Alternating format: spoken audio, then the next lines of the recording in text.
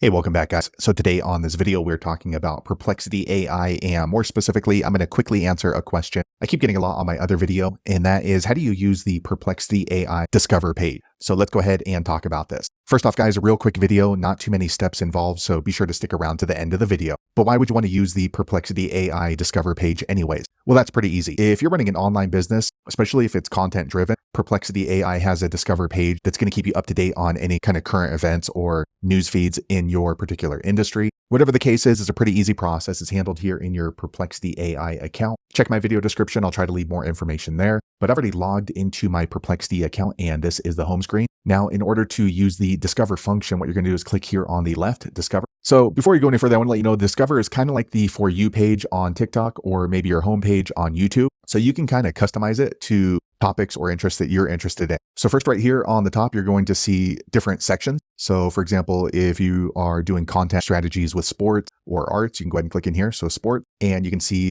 there's all of these articles that have already been curated by other users. So for example, right here, if you're doing for F1, you can go ahead and click in here, and this person, Mike Harb, has already curated it. So it's already including various sources right here, finance.yahoo, motorsport, Fox News, and then it's already been consolidated. So it lets you know it's this person right here. Andretti's family has something to do with Cadillac and F1 team. It has various images that have been pulled from the web. Oftentimes these are going to be Getty images. And then if you want to dive deeper, they have these right here, related articles. So you can just easily keep clicking through, and then you're going to get a good idea of what this trending topic is about. So let me go back. So as you can see here on my For You page, there's something about AI. Well, it's all about AI. So if I want to go ahead and customize that, so this particular channel that I'm working on right now is more geared towards business and finance. I'm going to click right here on finance and then save interest. So that we can easily come in here every day, and it's going to slowly start being geared more towards finance. So let me refresh this. Okay, for some reason up here at the top, it's not really showing business related. However, if you scroll down, you can see it started adding in. So here's Zuckerberg's fears blue skies rise,